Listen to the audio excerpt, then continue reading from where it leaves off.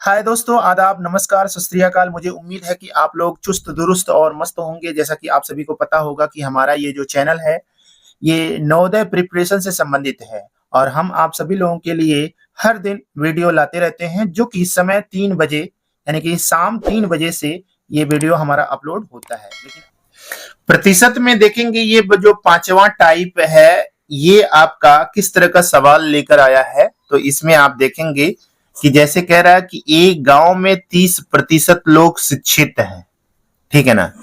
यदि गांव की कुल जनसंख्या 6,600 यानी कि 6600 हो, तो उसमें अशिक्षित लोगों की संख्या कितनी होगी, ये बताइए, ठीक है ना। तो अब आपके दिमाग में ये चल रहा होगा कि जो है, जब 30% लोग शिक्षित हैं तो बाकी जो बच रहा है वो क्या होगा, अशिक्षित ही होंगे। और टोटल जनसंख्या कितना है, 6,600 है। तो इस तरह के सवाल को कैसे हम लगाएंगे? तो इस तरह के सवाल को, जो 5वां टाइप है, बहुत आसानी से हम इसको लगा सकते हैं। कैसे? अब मान लेते हैं गांव की कुल जनसंख्या जो है ना, वो कितना है भाई, 100% है। तो 100% अपने आप में क्या होगा, 6,600 होगा। होगा कि नहीं होगा? ठीक है। तो अब इसमें आपके दिमाग में ये चलना चाहिए कि 100% जो है टोटल गांव की जनसंख्या है, तो इसमें अगर 30% लोग शिक्षित हैं, पढ़े लिखे हैं, तो अशिक्षित कितने होंगे? अशिक्षित मतलब ये अनपढ़, कितने होंगे? 70% यही होंगे। तो ये क्या है, एजुकेटेड है, और ये अनएजुकेटेड है, ठीक है ना। तो एजुकेटेड 30% है और अनएजुकेटेड कितने हैं, 70% है। तो हमें क्या करना पड़ेगा, इसका हमें क्या करना पड़ेगा, इस तरह के जो सवाल आपको मिलेंगे, हमेशा इसका 1% निकालना होगा। जैसे आप यहां पर देख रहे हैं कि यहां पर 100% बराबर ये है, तो इसका 1% अगर हम निकाल लें तो उसमें 70 का मल्टीप्लाई कर दे तो हमें पता चल जाएगा अशिक्षित लोगों की जनसंख्या कितनी होगी, ठीक है ना। तो ये 100% इज इक्वल टू इतना, तो 1% यानी कि 1% इज इक्वल टू कितना हो जाएगा, 6,600। और ये जो बराबर के इधर जब आता है तो नीचे की तरफ चला जाता है, ठीक है ना। ये 2 जीरो से 2 जीरो खत्म हो गया। तो इससे क्या समझ में आया, 1% बराबर 66 हो गया। तो हमें किसका मान निकालना है, अशिक्षित लोगों का। तो अनएजुकेटेड लोग कितने हैं, 70% हैं। तो 70% यानी कि 70 का इसमें मल्टीप्लाई किए हैं, तो दूसरे तरफ भी 70 का ही मल्टीप्लाई करेंगे। तो 66 गुणे कितना हो जाएगा, 70, ठीक है ना। अब क्या करेंगे, इसका मल्टीप्लाई कर लेंगे। 7 6 का 42 को 2 कैरी कितना मिल गया, 4। 7 6 42 और 42 में 4 46, कितना हो गया, 46। और एक लास्ट में क्या है, यहां पर जीरो है, तो उस जीरो को बढ़ा लो, 46 20, कितना हो गया, 46 20। इसका राइट आंसर होगा, देखिए कौन सा है, ये वाला हमारा ऑप्शन सही है, ठीक है ना। यानी बी वाला ऑप्शन हमारा राइट हो गया, ठीक। ऐसे ही दूसरा सवाल पर भी हम नजर डालें। देखिए, कह रहा है किसी स्कूल में 70% लड़के हैं, यदि कुल छात्रों की संख्या 500 है, तो लड़कियों की संख्या कितनी होगी। तो आपको करना क्या है, देखिए 100% जो है स्कूल की जनसंख्या होगी, जिसमें से बॉय जो होंगे, बॉय कितने हैं, 70% हैं। तो गर्ल्स कितने होंगी, 30% होंगी, ठीक है ना। यही हो गया बंटवारा। तो अब कह रहा है कुल जनसंख्या, तो अब क्या करो, फिर से आप क्या कर लोगे, 100% इज इक्वल टू 500, ठीक है ना।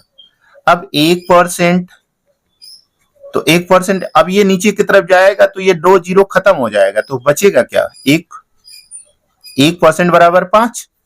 तो कितना निकालना है हमें, लड़कों की जनसंख्या निकालना है कि लड़कियों की। तो लड़कियों की जनसंख्या इज इक्वल टू, यानी कि लड़कियों की जनसंख्या कितनी है, 30% है।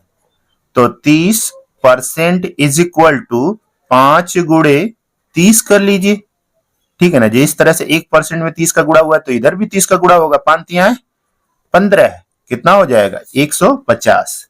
लड़कियां कितनी होंगी, 150 होंगी, ठीक है ना। आगे बढ़ते हैं। इसी तरह से तीसरा सवाल आप देखिए, एक परीक्षा में 70% बच्चे उत्तीर्ण हुए, 70% बच्चे उत्तीर्ण हुए, तो अनुत्तीर्ण बच्चों की संख्या, देखिए यहां पर ध्यान से देखिएगा, ये सवाल थोड़ा सा अलग हो गया है। अनुत्तीर्ण बच्चों की जो संख्या है वो कितना है आपका 42, 420 है। तो कुल बच्चों की जनसंख्या कितनी होगी, कुल बच्चों की जनसंख्या अब ये पूछ रहा है, ठीक है ना। तो अब पहले क्या करेंगे, आप यहां पर देख लीजिए 70, अब इसी को लेकर चलिए, देखिए 100% मानकर चलिए, तो 100% में 70% जो है बच्चे उत्तीर्ण हुए, तो 30% बच्चे अनुत्तीर्ण होंगे, यही होगा ना।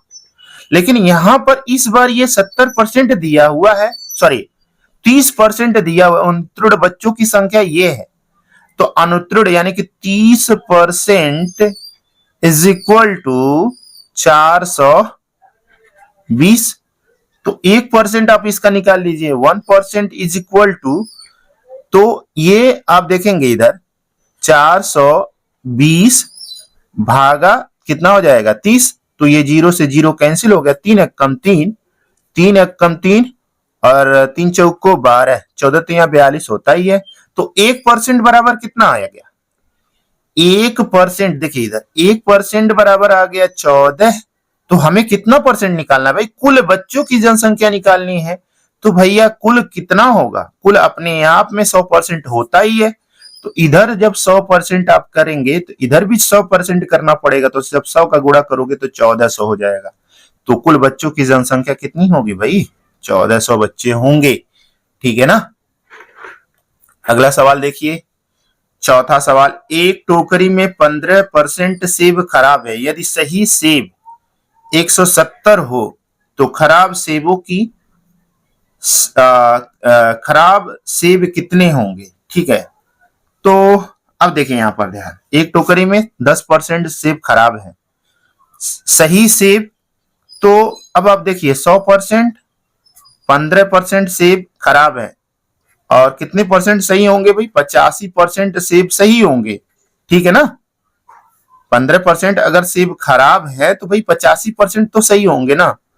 तो ये सही वाला संख्या लिखा हुआ है, तो हमें करना क्या है, हम क्या करेंगे, लिखेंगे 85% इज इक्वल टू बराबर 170, ठीक है ना। तो 1%, ठीक है ना, 1% बराबर क्या हो जाएगा 170 बटा क्या हो जाएगा 85, 17 कम 17, 17 पचे 85, यहां 0 हो गया, 5 एक कम 5, 5 दूना 10। तो इस तरह से हमें क्या मिल गया, ये हमें मिल गया क्या 1%, 1% बराबर 2 हो गया।